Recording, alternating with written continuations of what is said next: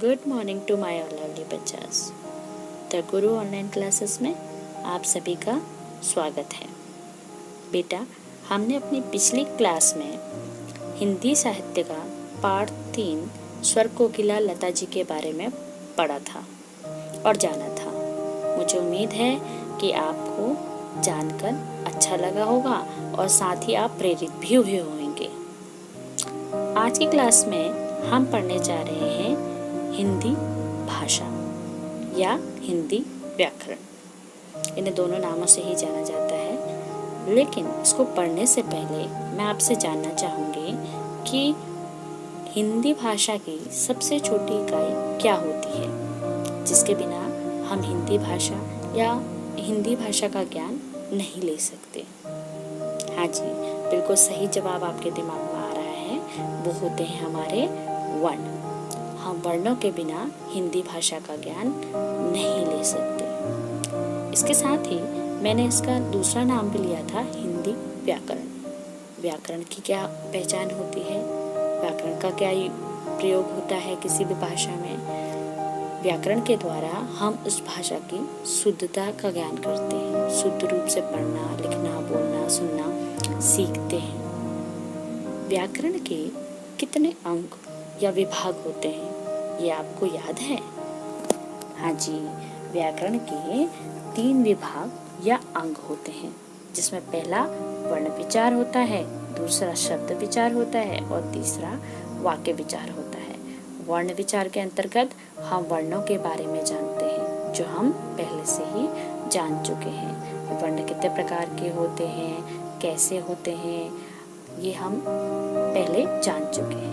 तो आज की क्लास में हम जानने जा रहे हैं शब्द विचार के बारे में। शब्द विचार में जानने से पहले मैं आपसे पूछना चाहूँगी कि शब्द किससे मिलकर बने होते हैं? जी, शब्द वर्णों के सार्थक मेल से बने होते हैं। ऐसा नहीं है आपने पहले म लिखा फिर भ लिख दिया या ख लिख दिया तो म ख म भ, इस तरह का कोई शब्द नहीं होता बेटा। आपको ऐसे वर्ण आपस में मिलाने पड़ेंगे जिनका अर्थ निकले।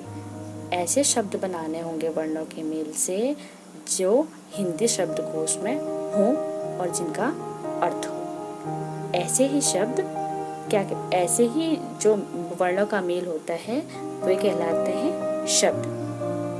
तो आज की क्लास में हम शब्दों के बारे में ही जानने जा रहे हैं। तो आज का हमारा उपविषय है शब्द विचार।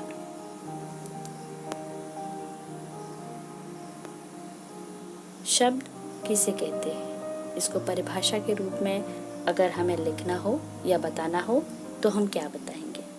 वर्णों के मेल से बने सार्थक समूह को, सार्थक यानी अर्थ के साथ, ऐसा समूह, ऐसा ग्रुप जिसका अर्थ हो, वो क्या कहलाएंगे? शब्द कहलाएंगे। ठीक है, वर्णों के मेल से बने सार्थक समूह को शब्द कहते हैं, याद रखिएगा। दूसरा हमारा टॉपिक है आज का शब्दों के प्रकार। ये इम्पोर्टेंट है। शब्दों के कितने प्रकार होते हैं? शब्दों के 4 प्रकार होते हैं। सबसे पहला उत्पत्ति के आधार पर कि शब्द की उत्पत्ति यानी शब्द पैदा कैसे हुए, कहाँ से हुए। दूसरा बनावट के आधार पर, शब्द जो बने वो किस किस तरीके से बने और उनको क्या कहते हैं, ये हम बनावट के आधार में पढ़ेंगे। तीसरा प्रयोग के आधार पर, हम शब्दों का प्रयोग कहाँ किस तरीके से करते हैं, ये हम जानेंगे। और जिन शब्दों का हम प्रयोग करते हैं अपनी भाषा में उन्हें क्या कहते हैं। चौथा है अर्थ के आधार पर।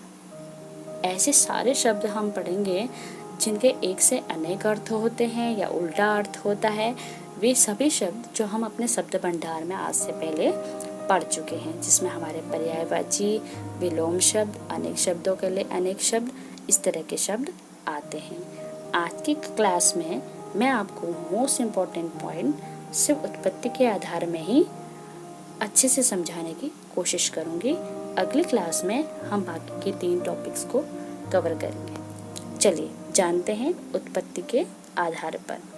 उत्पत्ति के आधार पर शब्द 4 प्रकार के होते हैं, जिसमें पहला है हमारा तत्सम शब्द। शायद ये शब्द आपने पहले सुना होगा, तत्सम। ये 2 शब्दों से मिलकर बना होता है। पहला है तत्, दूसरा है सम। तत् का अर्थ होता है उसके, सम का अर्थ होता है समान। इसका अर्थ उसके समान। उसके किसके समान? किसके समान? उसके समान, किसके समान? संस्कृत के समान। वे शब्द जो संस्कृत भाषा से जैसे के तैसे हिंदी भाषा में प्रयोग में लाए जाते हैं और आए हैं, उन्हें तत्सम शब्द कहते हैं। संस्कृत भाषा हिंदी भाषा की जननी या माता भी कही जाती है। संस्कृत हिंदी की ही नहीं, अन्य कई भाषाओं की भी जननी मानी जाती है, माँ मानी जाती है।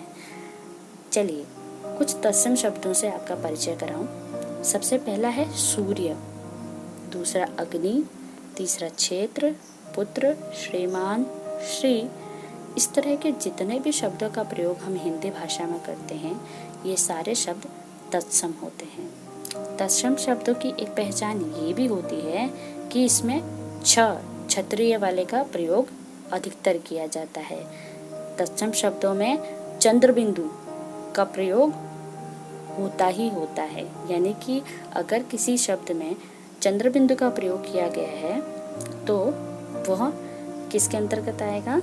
हमारे तत्सम के अंतर्गत आएगा। इसी तरह ये छ का प्रयोग किया जाता है।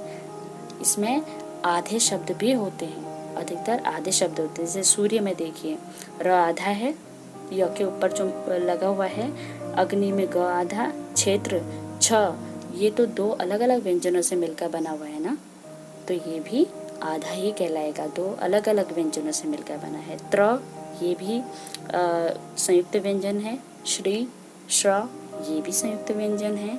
तो संयुक्त व्यंजन जो होते हैं हमारे, वो तत्सम शब्द में आते हैं। इसके साथ ही हमारे चंद्र बिंदु भी तत्सम शब्दों में आती हैं। अगला हमारा है तद्भव। बेटा जैसे आपके बुक में लिखा हुआ है, बिल्कुल वैसे ही आप तद्भव लिखेंगे। टाइपिंग में इसी तरह का तद्भव लिखा हुआ अपीयर हो रहा है, दिख रहा है। इसको तोड़ेंगे हम तद्भव शब्द को, तो ये क्या टूटेगा? तद धन भव। तद का अर्थ होता है उससे, भाव का अर्थ होता है होना। उससे होना, किससे होना? संस्कृत से होना। यानी वे शब्द जो संस्कृत शब्दों में परिवर्तन के साथ, संस्कृत शब्दों से परिवर्तन के साथ, यहाँ मैं की जगह से होगा, संस्कृत शब्दों से परिवर्तन के साथ हिंदी में आए हैं, उन्हें क्या कहते हैं? तद्भव शब्द कहते हैं। जैसे सर्प का हो गया सांप, यहाँ पे चंद्र बिंदु लगेगी। सूर्य का हो गया सूरज, अग्नि का हो गया आग, क्षेत्र का हो गया खेत, है ना। ऐसे शब्द जो हम प्रयोग में लाते लाते उनको हम सरल रूप में बोलने लगे हैं, लेकिन आए वो संस्कृत से ही हैं। ऐसे शब्द तद्भव कहलाते हैं। जैसे हस्तरेखा, आपने सुना होगा, हस्तरेखा यानी हाथ की रेखा।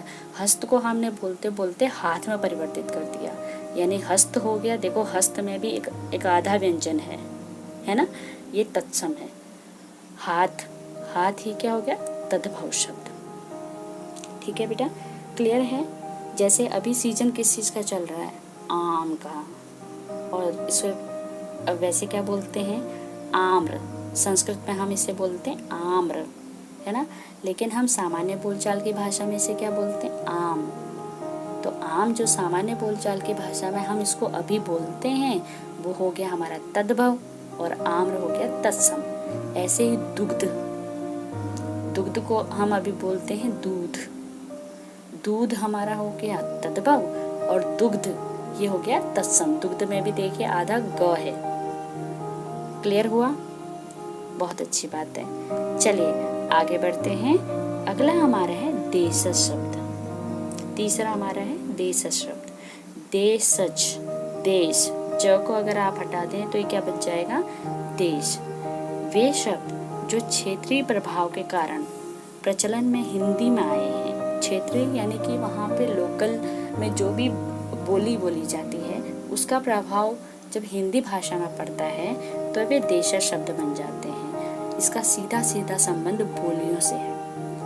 जिस क्षेत्र की बोली जिस तरह की होती है उस तरह के शब्द वहाँ के लोग प्राय प्रयोग में लाते हैं। तो जो जिस तरह के शब्द उस जगह के लोग प्रयोग में लाते हैं उन्हें देशज शब्द कहलाते हैं। जैसे खटपट मत करो, छन छन की आवाज आ रही है, घंटी टन टन बज रही है, छन छन टन टन खटपट।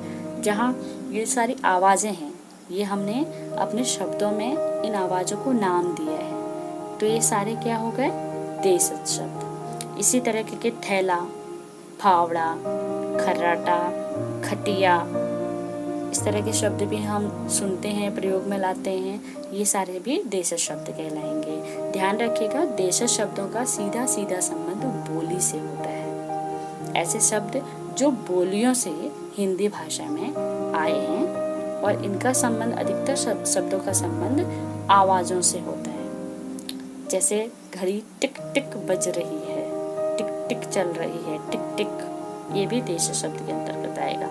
अगला है हमारा विदेशी शब्द। विदेशी यानी दूसरे देश का, शब्द से ही पता चल रहा है विदेशी यानी दूसरे देश का।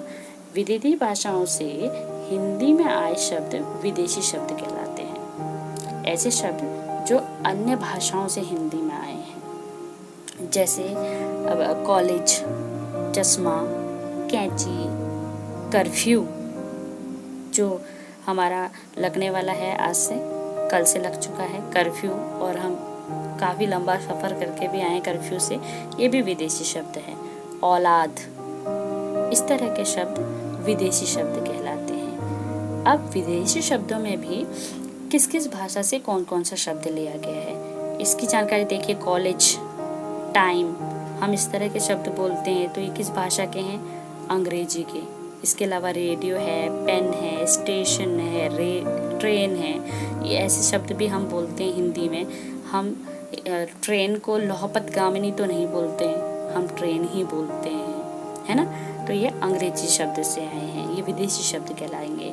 अगला आप देखिए चश्मा, ये फारसी शब्द है, ये फारस उर्दू से लिया गया है हमने। इसके अलावा जहर, ये भी हमारा फारसी शब्द है। अगला है कैंची, चाकू, बारूद, इस तरह के शब्द हमारे तुर्की भाषा से हमने लिए हैं। अगला है कर्फ्यू, ये हमने फ्रांसीसी शब्द है ये, ठीक है। अगला है औलाद, ऐसे अमीर है, औरत है, कानून है, इस तरह के शब्द हमने अरबी भाषा से हिंदी में लिए हैं और अपनाए हैं। हिंदी में हम ऐसे शब्दों का प्रयोग करते हैं। तो ये सारे शब्द क्या कहलाए बेटा, विदेशी शब्द कहलाए। तो आज के डेट में आपको नोटबुक में क्या करना है, आपको शब्द की परिभाषा लिखनी है, शब्दों के प्रयोग प्रकार के केवल नाम लिखने हैं। अगला आपको लिखना है 5 तत्सम और तद्भव शब्द लिखने हैं। इसके साथ ही आप उत्पत्ति के आधार पर तत्सम, तद्भव, देशज, विदेशी, इन चारों के बारे में एक एक लाइन लिखकर एक दो एग्जाम्पल उदाहरण लिख के इसको भी लिख लीजिएगा कॉपी में। इससे आपका रिवीजन भी हो जाएगा और आपको और अच्छे से ये उत्पत्ति के आधार पर शब्द समझ में आएंगे। बेटा ध्यान दीजिएगा, ये उत्पत्ति के आधार पर जो शब्द हम पढ़ रहे हैं ये बहुत ही इम्पोर्टेंट है, इसलिए बहुत ध्यान से पढ़िएगा। वीडियो 1-2 बार रिवाइज करके देख लीजिएगा। चलिए नेक्स्ट टॉपिक हमारा क्या होगा, जैसे कि मैं पहले ही बता चुकी हूँ, ये 3 हम अगली क्लास में अपना कवर अप करेंगे। आज के लिए इतना ही, अगली क्लास तक अपना ध्यान रखिए।